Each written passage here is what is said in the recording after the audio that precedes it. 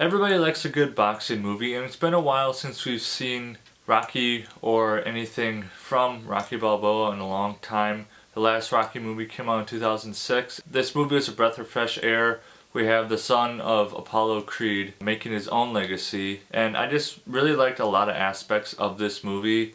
One, I've always been a fan of boxing. I think it's fun watching just the will and the determination of someone who prides himself as a boxer. Me, I could never be a boxer. I don't want to get hit over and over and possibly suffer brain damage and so many crazy things that go on in the ring. But one thing I've always loved about boxing movies is I love watching someone who has endurance, and there's more than just the ring, there's more than just the person they're fighting. There's always symbolism when it comes to boxing movies, and I just love that they brought back Sylvester Stallone for Creed because he's just a phenomenal actor. I mean, all the Rocky movies that we've all seen probably a bunch of times. He just has a really great presence when it comes to boxing, but how boxing also applies to life as well. He's got some really great quotes in the movie, and they all circle around the idea of you're your biggest enemy. When you're in the ring, you have to know what you're fighting for.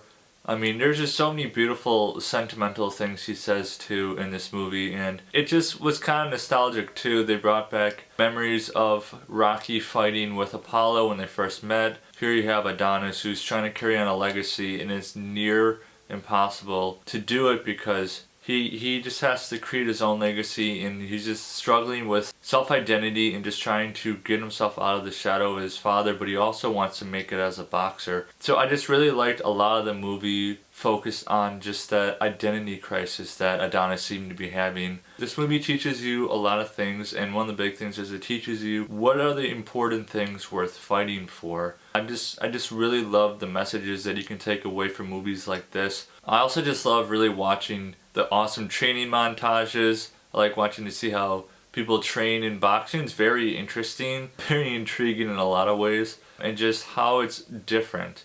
It's a very different kind of sport. It's a very mental kind of sport. You really have to be in a very different mindset versus a lot of other sports. Boxing just always seems to be that kind of sport that sets itself apart from everything else, but just having a new legacy, a new generation of boxing just gives me hope. I'm really excited for Creed 3 coming out in March, so I'm rewatching the first two Creeds to just get caught up to date and just get excited over again. And I actually forgot that Ryan Coogler directed this movie. He's also, as you may know, he also directed both Black Panther movies, which the first Black Panther starred Michael B. Jordan. So, you know, he's got that really great friendship and connection, it seems, to Michael B. Jordan. Michael B. Jordan does a great job. I just really like his acting style. He's got a great presence on screen. He's just a really confident actor, a really confident guy when it comes to his roles, and he just goes all out. You can tell he's got plenty of heart when it comes to acting, and I just really love seeing him progress in his acting roles. I'm trying to think of the first movie I ever saw Michael B. Jordan in.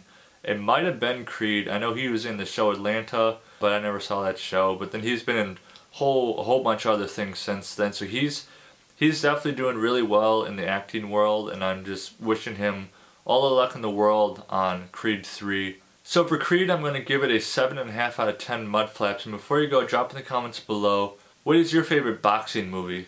And as always, if you like this video, give me a thumbs up, hit that subscribe button, ring that bell, and I'll see you next time.